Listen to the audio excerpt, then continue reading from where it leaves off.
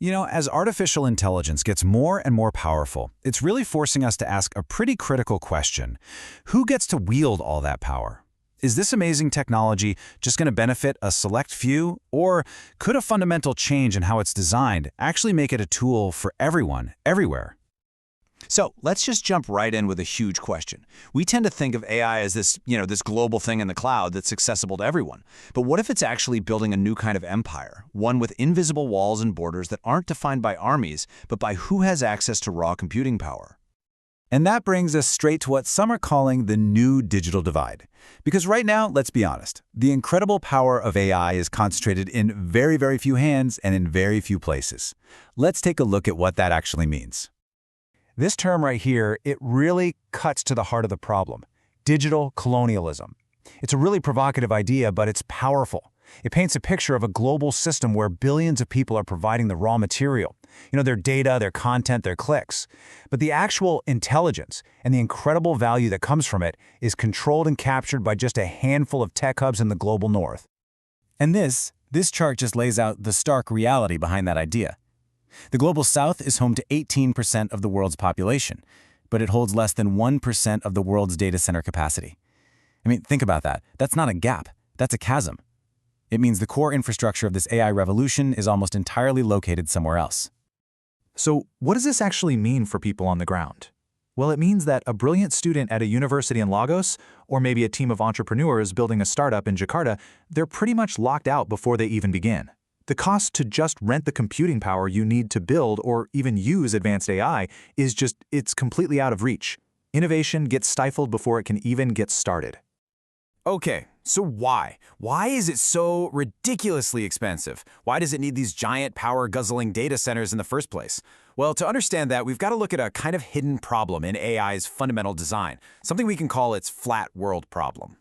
Think about this. You've seen those old flat maps of the world, right? Where Greenland looks as big as Africa.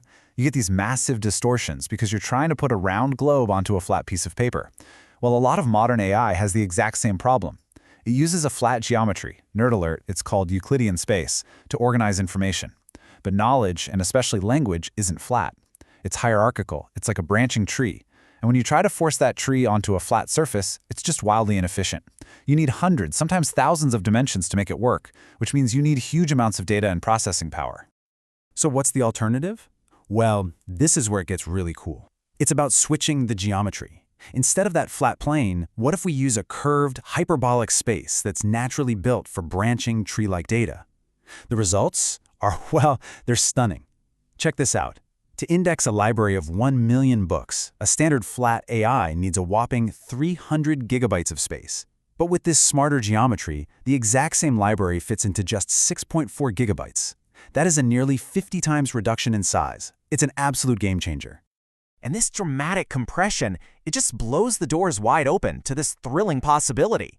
What happens when AI is no longer chained to a massive data center? What becomes possible when it can just run on a simple laptop or even your phone anywhere in the world?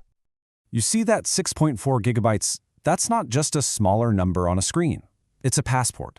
It's small enough to fit on the devices that you and I already own. It means powerful AI can finally be disconnected from the cloud, disconnected from the internet, and just run locally. That massive monthly server bill that was locking everyone out, it just vanishes.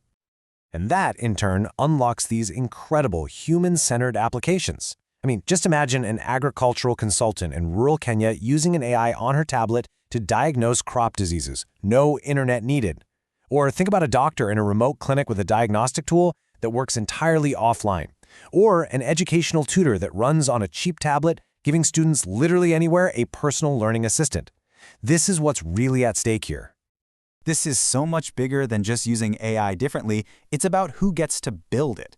This technological shift has the potential to fundamentally change the balance of power in the whole global AI economy.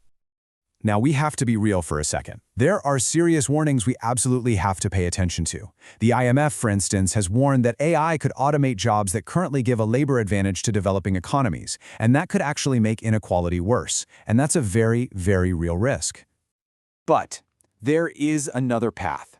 What if the tools to build and customize AI are actually accessible and affordable?